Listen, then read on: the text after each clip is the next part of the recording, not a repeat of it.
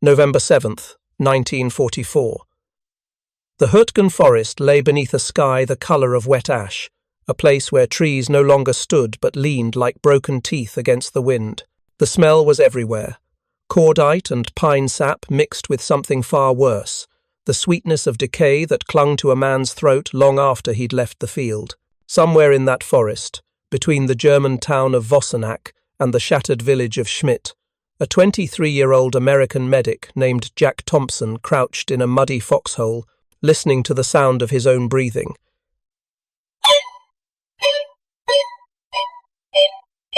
He'd been in the Hürtgen for 8 days, 8 days that felt like 8 years.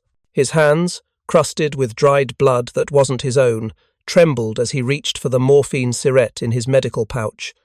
Around him, the forest groaned under the weight of war. Artillery shells burst in the canopy above, sending splinters of wood raining down like deadly confetti. Machine gun fire chattered in rhythmic bursts, and, beneath it all, constant as a heartbeat, came the cries of wounded men. If you're enjoying this deep dive into the story, hit the subscribe button and let us know in the comments from where in the world you are watching from today. Thompson had joined the 112th Infantry Regiment, 28th Division, as a replacement medic 3 months earlier, fresh from training at Fort Sam Houston in Texas. They'd told him the Geneva Convention protected medics, that his Red Cross armband would shield him from enemy fire. They'd lied, or perhaps the Hürtgen Forest simply didn't care about conventions. In this hell of shattered timber and frozen mud, everything that could kill did kill. Tree bursts from German 88mm shells, mines hidden beneath carpets of fallen leaves, snipers who'd learned that American medics made excellent targets because they always ran toward the screaming. He'd seen 17 men in 8 days. Some he'd tried to save, pressing bandages, against wounds too large to close, whispering lies about going home while their eyes dimmed. Others he'd simply watched die, too far away, too exposed. The space between him and them measured not in yards but in the probability of his own death. Each night he promised himself he wouldn't count anymore. Each morning he counted anyway. That morning, the morning of November 7th, was different. The shelling had stopped around 0600 hours, leaving behind a silence so complete it felt like pressure against his eardrums. Thompson shared his foxhole with Private Eddie Walsh, a rifleman from Pittsburgh whose hands shook whenever the artillery got close.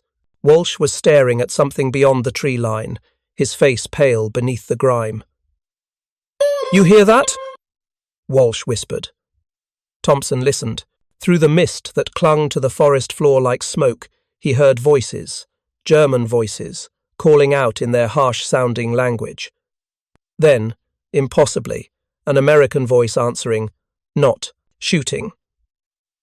Talking.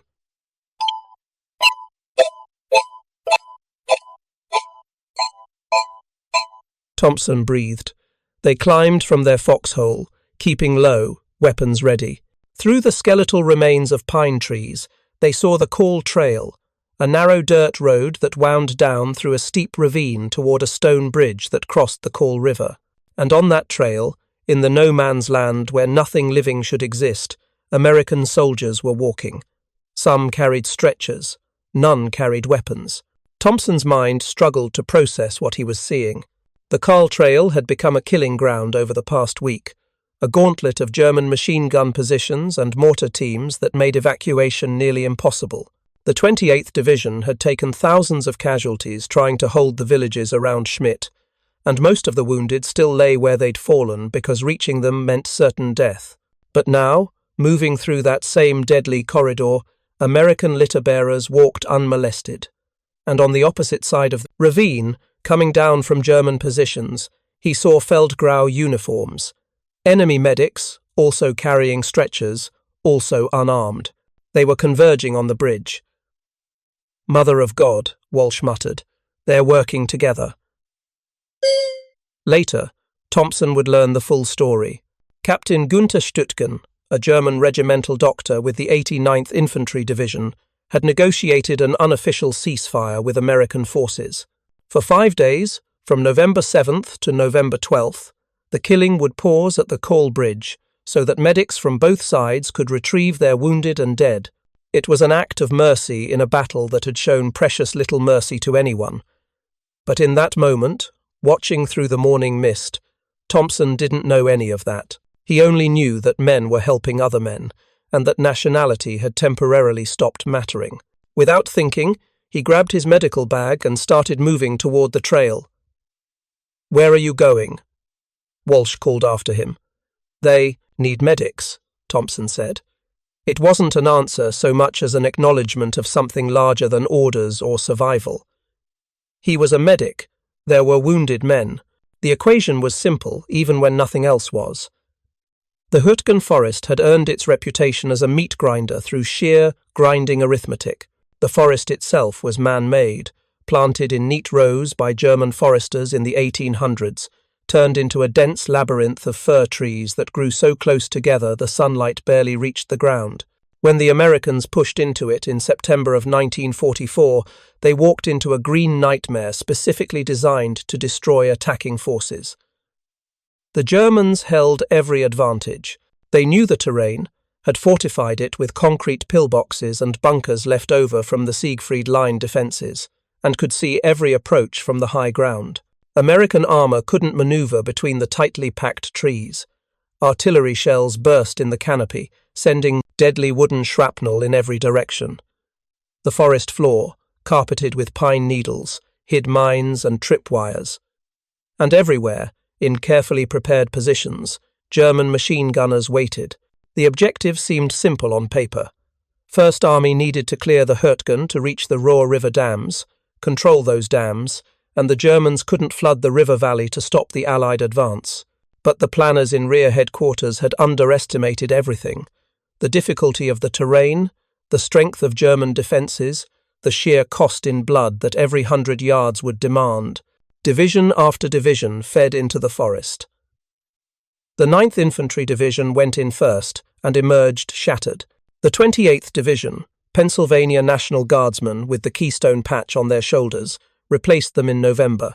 They attacked toward Schmidt, a village perched on high ground beyond the Call Trail. For 8 days they clawed forward through the trees, losing men to every form of death the forest could provide. By November 7th, the division's 3 regiments were bleeding out faster than replacements could arrive.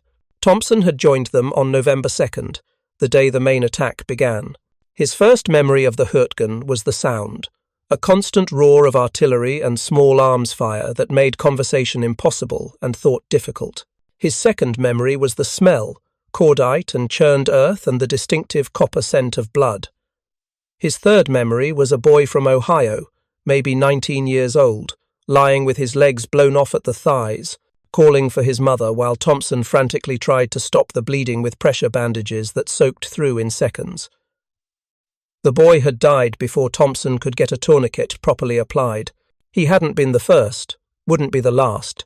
But something about his voice, the way he'd kept apologizing for bleeding so much, stayed with Thompson like a splinter under the skin. 8 days. 192 hours. 11,520 minutes, though Thompson had stopped counting those after the first day. Time behaved strangely in the Hürtgen. Minutes under artillery fire stretched into hours.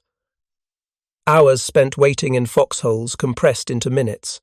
Days blurred together into an endless present tense where past and future ceased to have meaning. There was only now, and now was always cold, always loud, always terrifying. The medical situation had grown desperate. The division's clearing station, where serious casualties could receive surgery, had been set up in a commandeered building in Görmitte, several miles behind the front lines. But getting wounded men from the forest to Görmitte required carrying them down the Call Trail, across the bridge, then up the steep ravine on the other side, all under German observation and fire. The trail became littered with abandoned stretchers, blood-stained and empty, except for the tags of men who'd died in transit. Some battalion aid stations stopped even trying. They kept the wounded in their foxholes and dugouts, treating them as best they could with dwindling supplies, hoping the situation would improve. But the situation never improved. It only got worse. Thompson had been trained to stabilize casualties, to control bleeding and prevent shock. to mark them with emergency medical tags, and get them moving rearward as quickly as possible. Treat and evacuate. That was the doctrine. But in the Hürtgen, evacuation often proved impossible. So he found himself performing emergency medicine in conditions that would have been unthinkable 6 months earlier. Operating in foxholes by flashlight, using his own plasma because supplies couldn't get forward, watching men die from wounds that would have been survivable with proper facilities. The morphine situation was the worst. He'd started with 20 syrettes in his medical pouch. By day 3, he was down to 5. By day 6, he was breaking syrettes in half, giving wounded men enough to take the edge off, but not enough to properly manage their pain. He'd learned to lie convincingly, telling men that more morphine was coming, that they'd be evacuated soon, that everything would be fine. The lies came easier than the truth. At night, when the shelling briefly slowed, Thompson would sit in his foxhole and try to remember what normal felt like.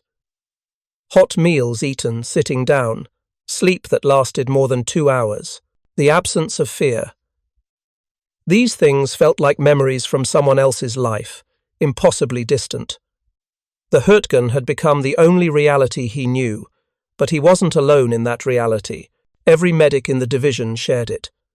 They moved through the forest like ghosts, identifiable by the red crosses on white backgrounds painted on their helmets and armbands.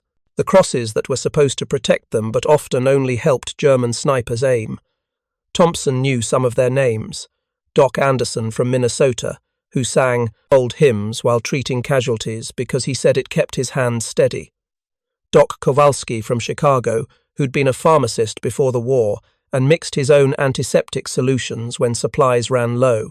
Doc Harrison from Georgia, who'd carried the same wounded private 3 separate times because the man kept refusing to be evacuated while his squad still fought. They rarely talked about the work. What was there to say? They'd all seen the same horrors, made the same impossible decisions, watched the same young faces go pale and still. Instead, when they met at battalion aid stations or passed each other on the trails, they traded practical information.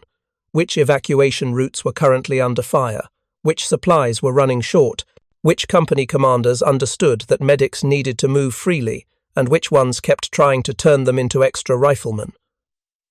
The work itself operated on instinct and training compressed into split-second reactions. Hear the call of wounded, move toward it, staying low, using what cover exists. Locate the casualty. Quick assessment.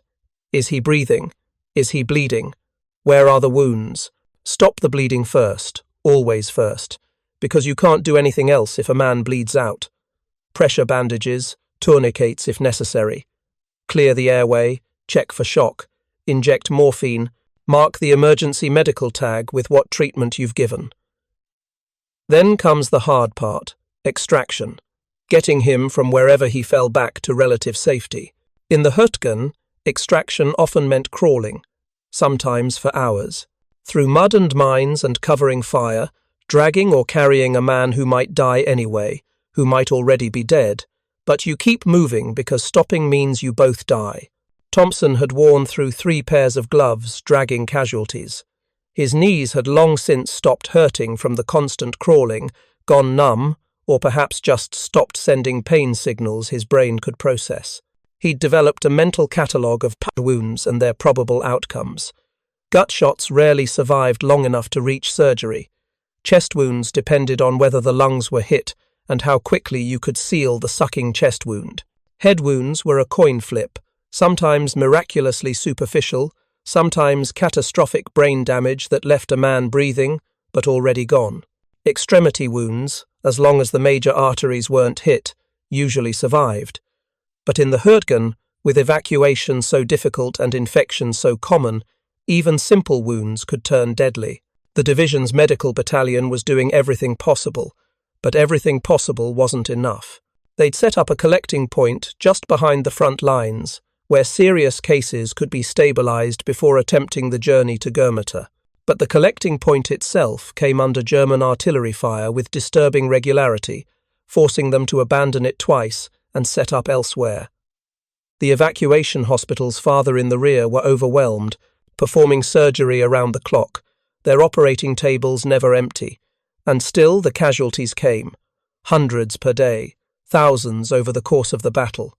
The 28th Division, which had entered the Hürtgen at roughly 12,000 men, was bleeding itself dry, tree by tree, foxhole by foxhole. Some companies were down to 30 or 40 effective soldiers. Some battalions had lost all their officers. The division's assistant commander had been wounded.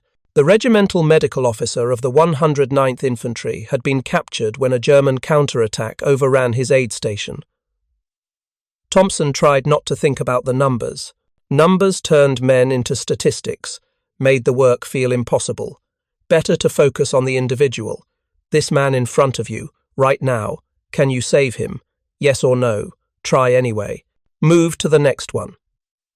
But sometimes the numbers forced themselves into consciousness anyway. 17 dead in 8 days, 43 wounded that he'd treated, personally.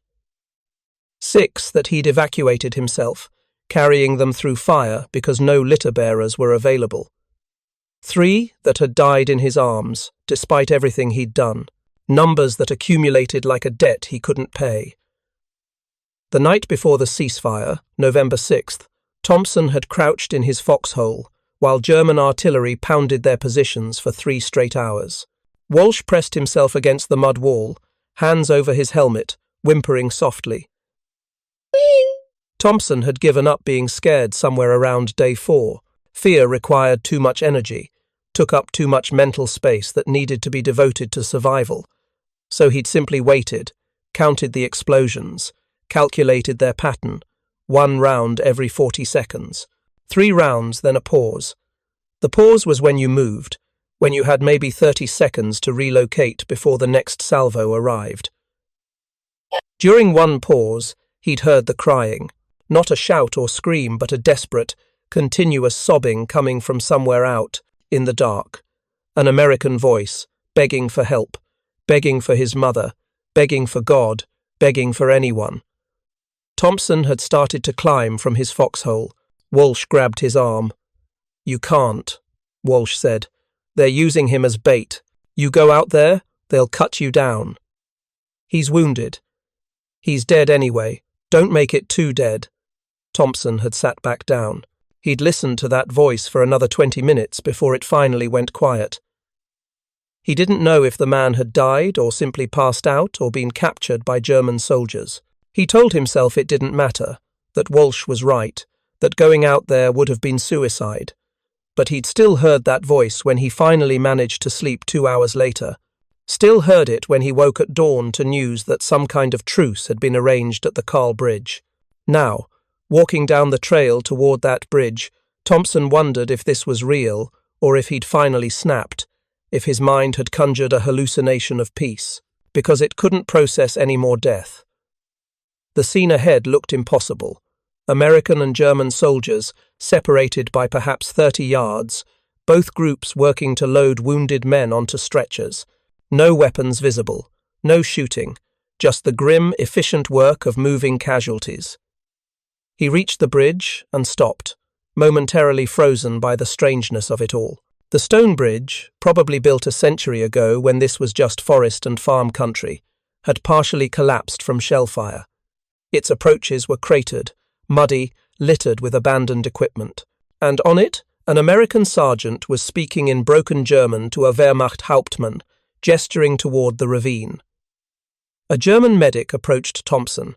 He was older, maybe 40, with deep lines around his eyes and a wariness that transcended language. He said something in German, pointing at Thompson's medical bag. Thompson didn't understand the words, but understood the meaning. He nodded. Together, they moved toward a figure lying at the base of the bridge. German uniform, Feldgrau turning black with blood. The soldier was young, impossibly young, with a face that might have been 20 but looked ancient with pain. He'd been shot in the chest, the bullet entering just below the collarbone.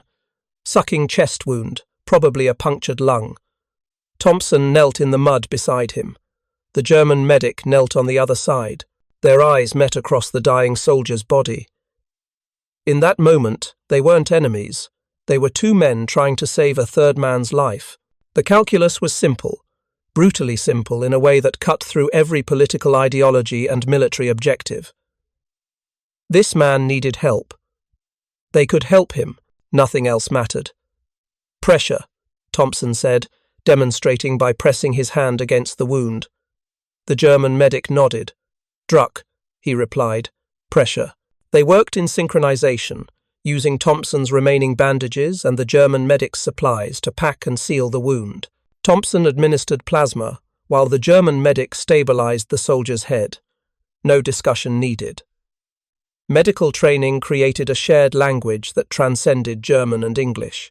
The young soldier's breathing steadied slightly. His eyes, which had been wide with panic, closed. Not death, but unconsciousness, relief from pain. They loaded him onto a German stretcher. 4 German soldiers, none armed, carried him carefully up the opposite slope.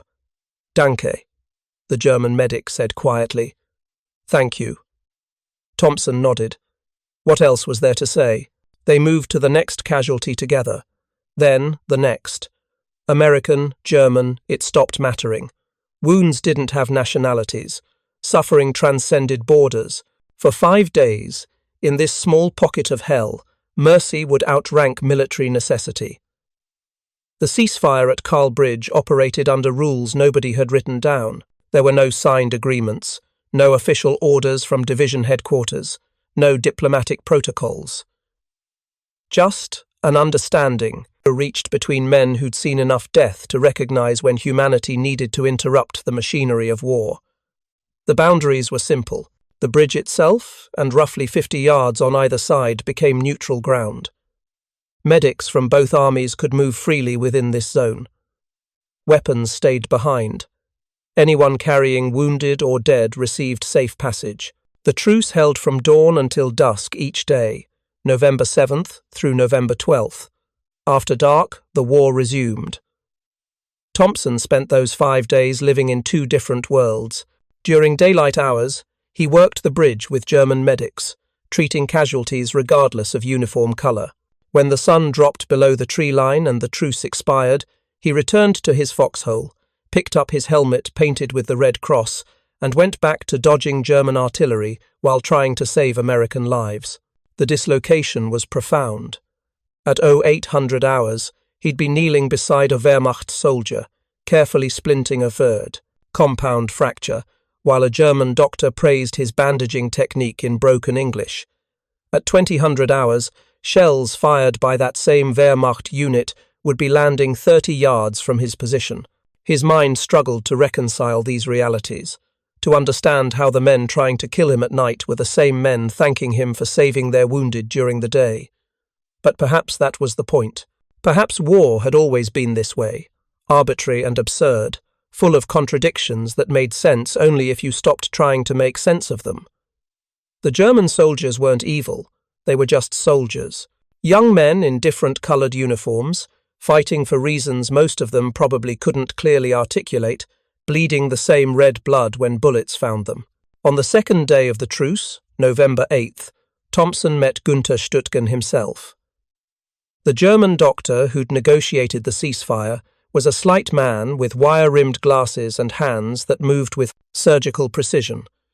He spoke surprisingly good English, learned during a medical exchange program in London before the war. "You are doing good work," Stuttgen told Thompson, watching him treat a German corporal with severe burns.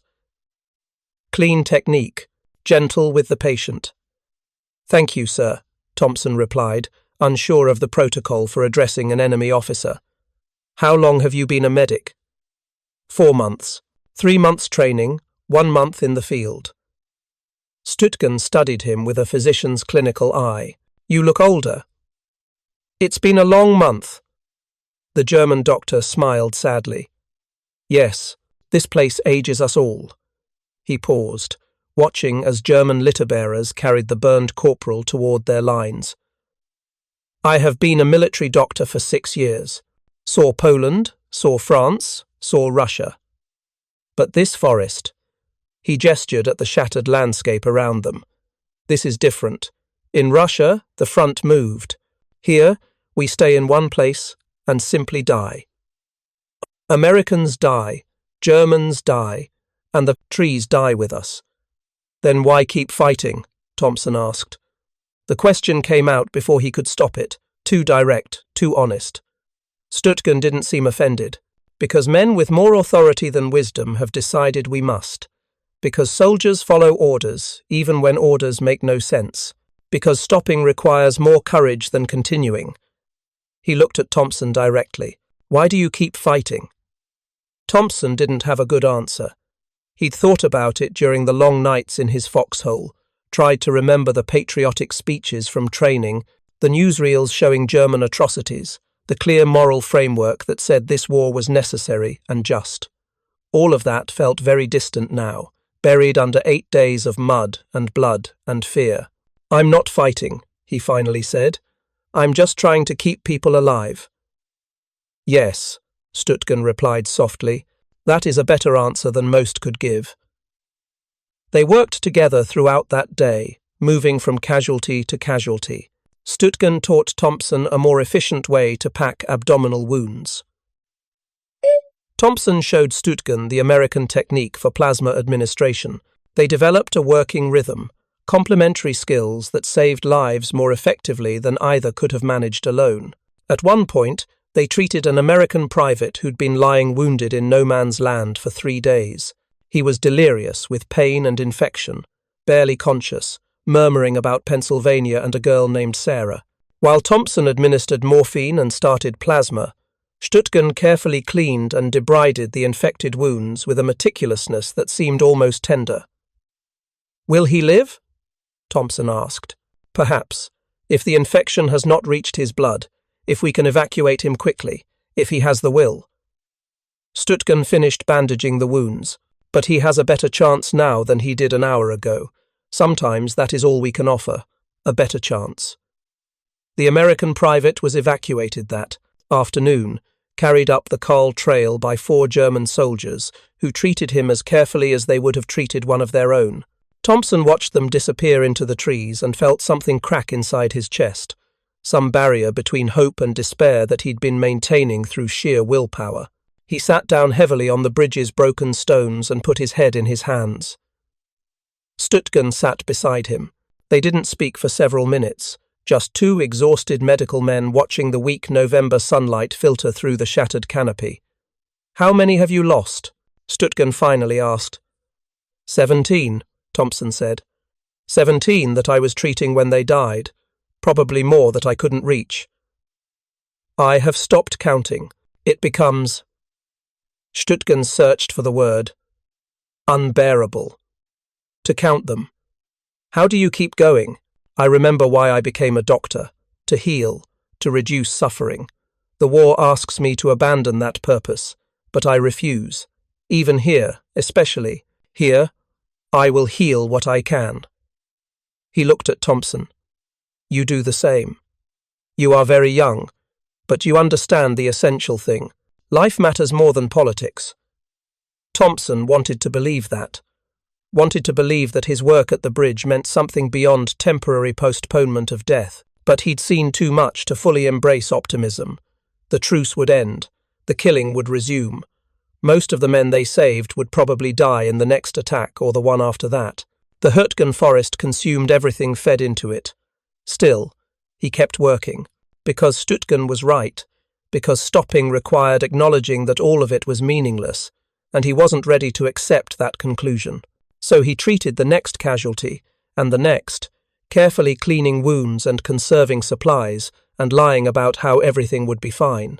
By the 3rd day, November 9th, word of the ceasefire had spread through both armies. More medics appeared at the bridge, American and German, until perhaps 30 men were working the neutral zone. They developed efficient systems, triage areas on both sides where incoming casualties could be assessed, priority evacuation for the most serious cases, shared medical supplies when one side ran short of something the other had in abundance. The Germans had better surgical instruments but less plasma. The Americans had more morphine but fewer bandages. They traded, improvised, made do. A German doctor performed emergency surgery on an American sergeant using American plasma and German scalpels. An American medic splinted a German private's shattered arm using wooden boards scavenged from destroyed supply crates. The wounded themselves seemed bewildered by the arrangement. American casualties would arrive expecting to be left to die in enemy territory, then found themselves treated by German doctors who worked as carefully as any American medic. German casualties, taught that Americans were brutal and uncivilized, discovered gentle hands, setting broken bones, and kind voices offering water. Thompson treated a German boy, couldn't have been more than 17, who'd lost his left arm to American machine gun fire. The boy kept crying, not from pain but from fear, convinced the Americans would execute him. Thompson gave him morphine, cleaned and dressed the stump, secured the bandages properly. "You're going to be okay," Thompson said, even though the boy probably didn't understand English. "You're going home. The war is over for you." A German medic translated. The boy's eyes widened with disbelief, then filled with tears that had nothing to do with his injury. Pure and overwhelming. He grabbed Thompson's hand with his remaining hand and squeezed it, saying something urgent in German. "He says thank you," the German medic translated. "He says he thought Americans were monsters. He says, you are an angel." Thompson looked at this terrified boy, this enemy soldier who was really just a scared kid who wanted to go home, and felt the absurdity of the entire situation crash over him like a wave. They'd been trying to kill each other, would be trying to kill each other again once the sun went down. But in this moment, in this temporary pocket of sanity, they were just people helping people.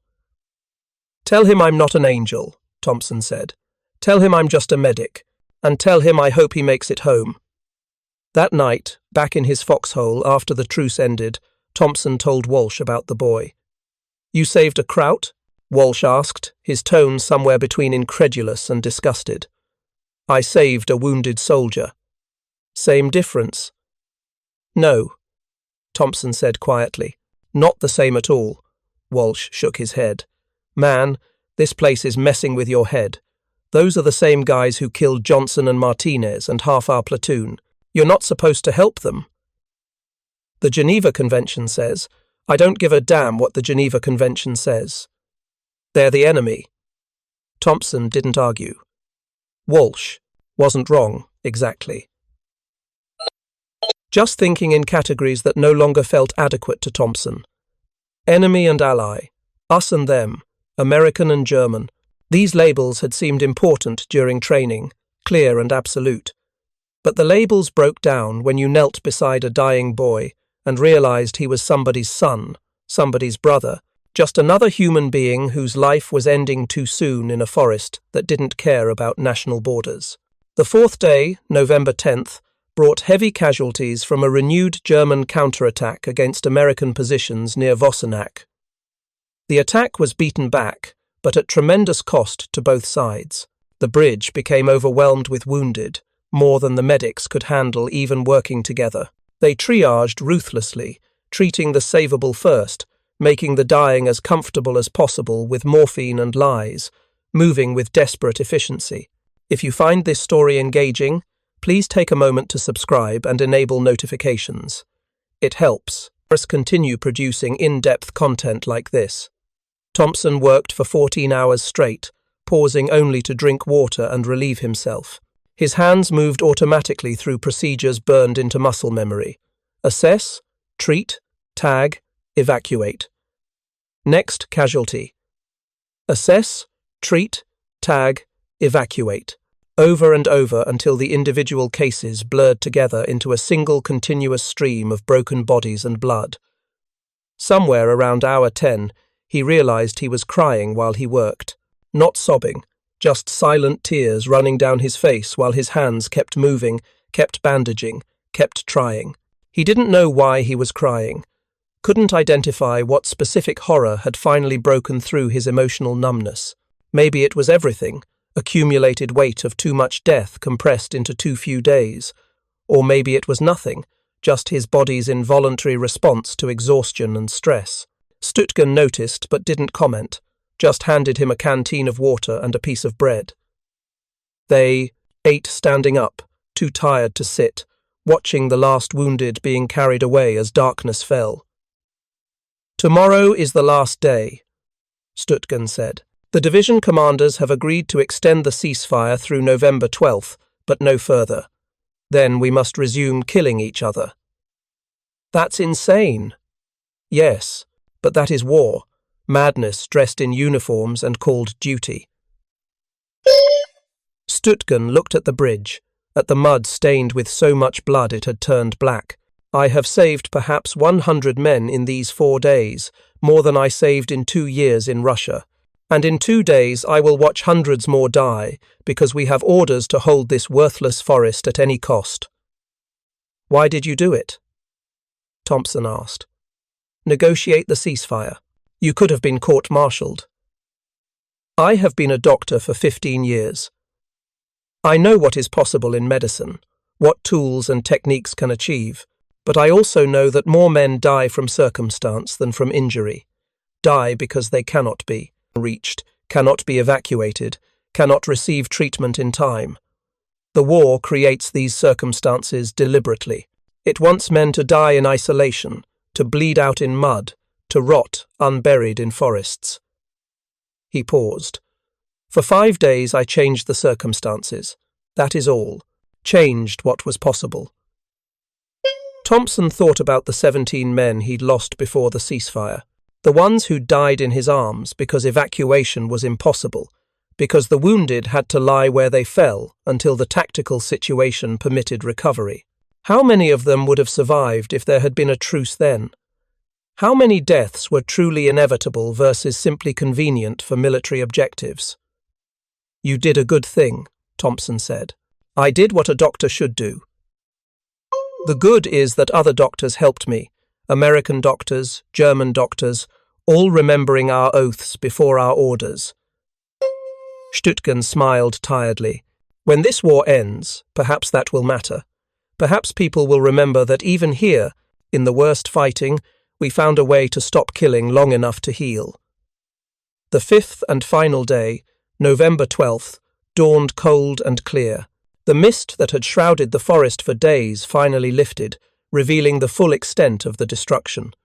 Trees blown apart, craters everywhere, the landscape transformed into something lunar and hostile. In that harsh morning light, the bridge looked impossibly fragile, a small stone structure that had somehow survived the tonnage of explosives thrown at it. Thompson arrived early, wanting to maximize every remaining hour of the ceasefire. He found Hürtgen already there, organizing supplies, preparing for what he knew would be a busy day. German and American infantry were planning attacks, trying to improve their positions before the truce ended. More casualties were inevitable. They worked through the morning, treating the predictable stream of wounded. Around noon, American litter-bearers carried in a German officer who'd been shot during a reconnaissance patrol. Captain's insignia, probably regimental staff. He was unconscious, bleeding heavily from a stomach wound. Hürtgen examined him quickly, his face grim. "He needs surgery immediately. Perforated bowel, probably. Without operation, he will die from peritonitis within 24 hours. Can you operate here?" "No. Inadequate facilities. He must go to a proper hospital." Hürtgen looked toward the German lines, calculating. "Our nearest surgical hospital is 8 kilometers away. In his condition, the transport will kill him. Unless—" He looked at Thompson. Thompson understood immediately. "You want us to evacuate him? To an American hospital? Your clearing station at Görmitter has surgical capability, yes? It is closer, 3 kilometers instead of 8. He might survive that transport." "He's German. He is a patient." Hürtgen met Thompson's eyes. "You have treated many German patients these past 5 days. This one needs more care than we can provide here. Will you help him?" Thompson knew this crossed a different line than battlefield first aid. This was taking an enemy officer into American custody for advanced medical treatment. This was using American surgical resources on someone who'd been giving orders that killed American soldiers. This would require approval from someone with more authority than a medic possessed. But he also knew the man would die without surgery, and he'd spent 5 days learning that wounded soldiers were just wounded soldiers, that the oath Hürtgen had mentioned transcended military allegiances. "I'll ask," Thompson said. He found an American lieutenant from the Division Medical Battalion who'd been coordinating the ceasefire operations, explained the situation. The lieutenant looked at the wounded German officer, then at Hürtgen waiting beside the bridge, then back at Thompson. "Yes, sir. The clearing station is overwhelmed with American casualties. We'd be giving priority to an enemy officer." "Yes, sir. We'd be saving a life, sir." The lieutenant was silent for a long moment. Then he sighed. "Get him on a jeep. I'll send word ahead to Goethe that he's coming. But if anyone asks, this was my decision, not yours. Understand?" "Yes, sir. Thank you, sir." They loaded the German captain onto a jeep along with 2 American casualties. Hürtgen rode with them, wanting to brief the American surgeons on the case. Thompson watched them disappear up the trail, then returned to the bridge. An American sergeant approached him, face hard. "I heard what you just did." Thompson tensed, expecting confrontation. "That was good work, Doc," the sergeant said. "Man's a man when he's bleeding. Don't matter what uniform he's wearing." "Thank you, Sergeant. Shame this ceasefire can't last forever. World might be better off if medics ran things instead of generals." The afternoon passed quickly.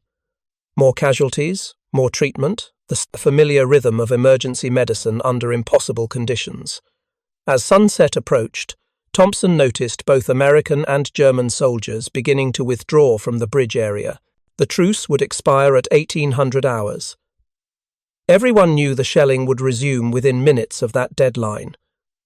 Hürtgen returned from Goethe around 1730 hours. He found Thompson packing up medical supplies. "The captain?" Thompson asked. "In surgery now. The American doctors are excellent. They believe he will survive." Hürtgen extended his hand. "Thank you for allowing him that chance." Thompson shook his hand. "Thank you for everything you did here. For arranging this."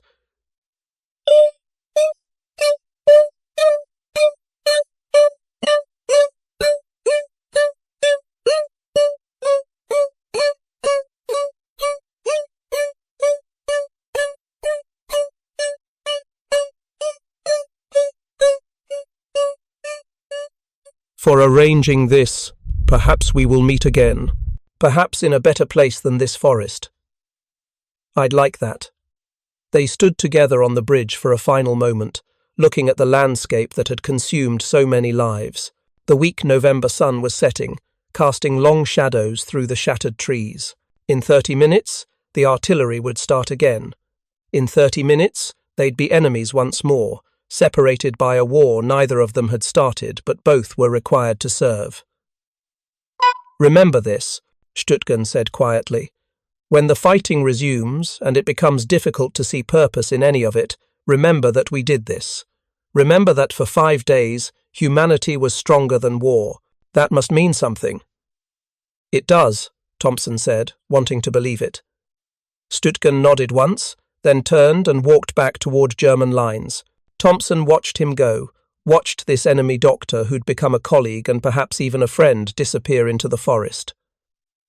Then he gathered his medical bag and returned to his foxhole. Walsh was there, checking his rifle, preparing for the inevitable resumption of combat. "It's over?" Walsh asked. "The ceasefire? Yes. Bet the Krauts were gathering intelligence the whole time, counting our positions, noting our weak points, probably cost us lives in the long run, letting them move freely like that." Thompson didn't answer. What could he say? That the Germans had been too busy saving lives to gather intelligence? That the 5-day truce had accomplished something more important than tactical advantage? Walsh wouldn't understand. He was thinking in military terms, in zero-sum calculations where every gain for the enemy was automatically a loss for America. But Thompson had learned something different at the bridge. He'd learned that war existed on multiple levels simultaneously, that the strategic and tactical concerns of generals occupied a different plane than the immediate human reality of suffering and death. On the general's plane, the ceasefire might have been a mistake, a tactical liability that compromised security. But on the plane where Thompson lived and worked, where individual lives had names and faces, the ceasefire had been a miracle. At exactly 1800 hours, the first German shell landed in American positions. The forest erupted back into its familiar violence. The brief peace shattered as completely as if it had never existed. Thompson pressed himself against the mud wall of his foxhole and waited for the barrage to pass. Over the next 3 days, the fighting in the Hürtgen reached a crescendo of brutality. The 28th Division launched its final attacks toward Schmidt, costly frontal assaults that gained yards at the price of companies. The Germans counterattacked with equal desperation, throwing in fresh troops to hold positions they'd been ordered to defend to the last man. The casualty figures climbed into the thousands. The division's regiments bled themselves out, shattered by sustained combat in impossible terrain.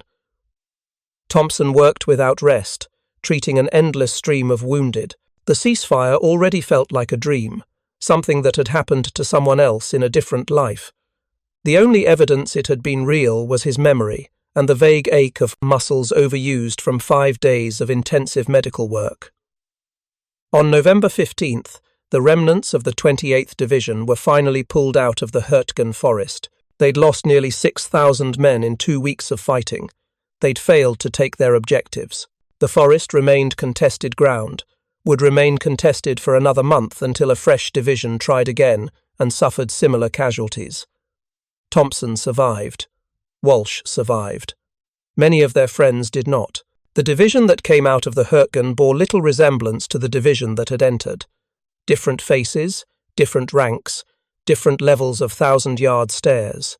The men who'd been there longest had a quality of profound exhaustion that transcended physical fatigue, something broken deep inside that might never fully heal. They were trucked to a rest area, given hot food and clean clothes, and the opportunity to sleep in buildings with roofs. Thompson slept for 14 hours, woke up, disoriented, slept another 10. When he finally felt capable of consciousness, he wrote a letter to his mother, told her he was fine, which was technically true if you defined fine loosely enough, told her about the forest without mentioning what had actually happened there, because how could he explain the Hürtgen to someone who'd never seen it, told her he missed home, which was perhaps the most honest thing he wrote. He didn't mention the ceasefire at Call Bridge, partly because he wasn't sure how to explain it, partly because it felt private, sacred in a way that made casual discussion feel like profanity. 5 days when the war had paused, 5 days when men remembered they were human, 5 days that might not have changed anything strategically but had changed everything for the men who'd lived through them. A week after leaving the Hürtgen, Thompson learned that Günther Stuttgart had been killed. A Wehrmacht soldier in the rest area mentioned it casually, said their regimental doctor had died in an American artillery barrage on November 18th. Died trying to reach wounded men during a shelling, because that's what Stuttgart did, what he'd always done. Died serving his oath to the very end. Thompson sat alone after hearing the news, too numb to cry, too full of grief to process it. He'd known Stuttgart for 5 days. They'd worked together, saved lives together, shared a brief window of sanity in an insane place. And now he was gone, erased by the same random violence that had claimed so many others. That night, Thompson took out a small notebook he'd been keeping, started writing down everything he could remember about the ceasefire, about Stuttgart, about the bridge where 2 armies had briefly stopped fighting long enough to remember their humanity.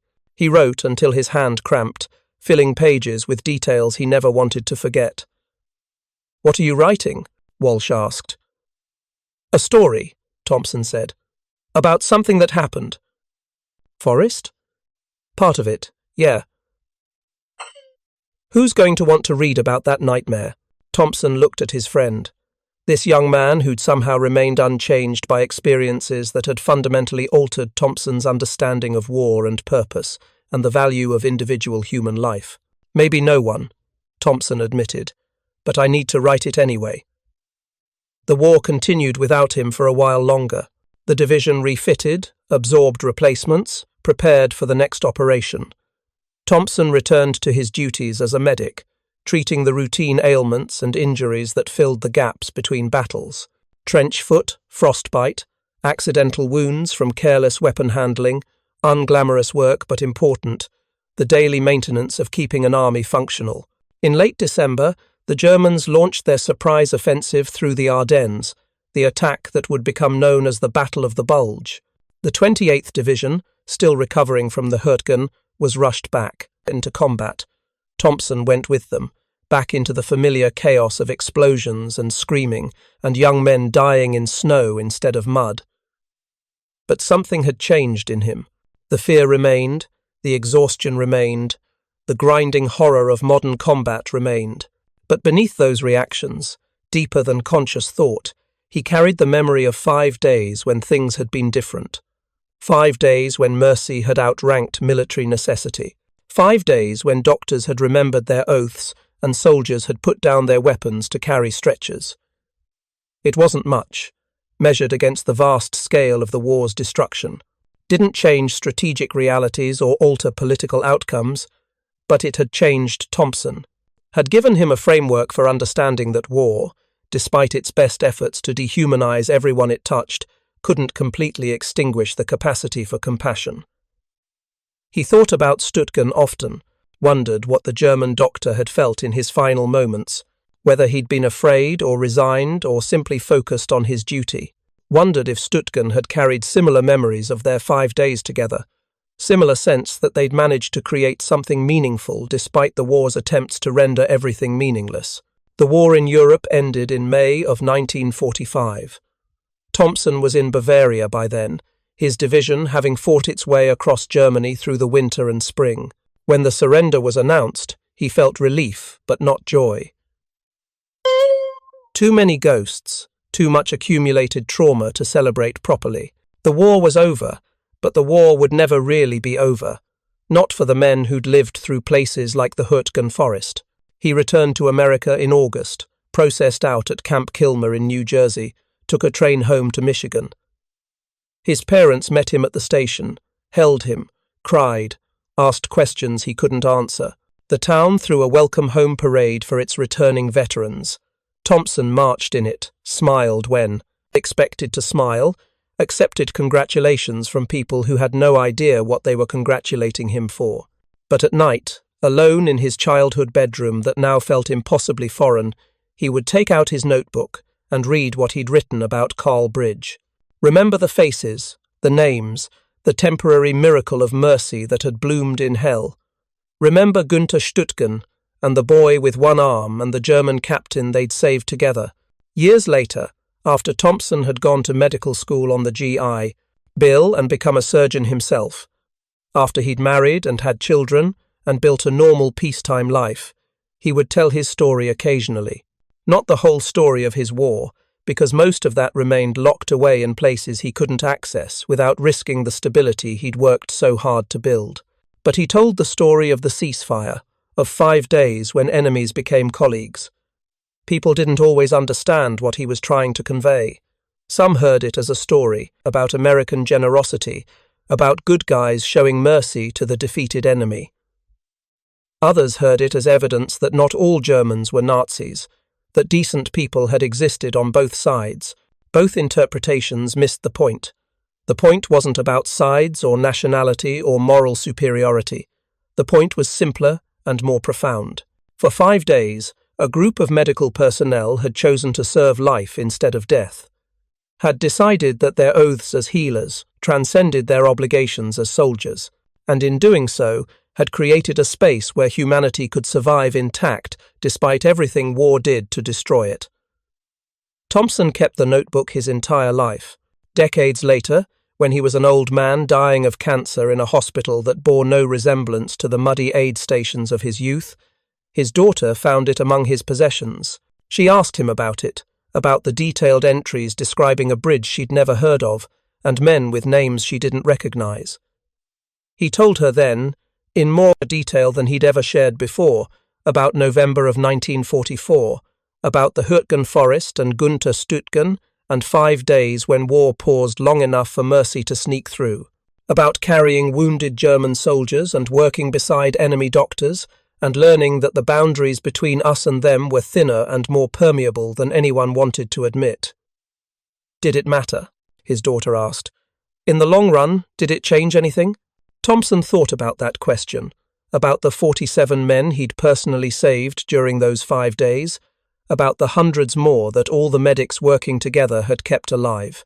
Thought about the ripple effects, the families that remained intact, the children who grew up with fathers, the futures that existed because mercy had interrupted death's momentum.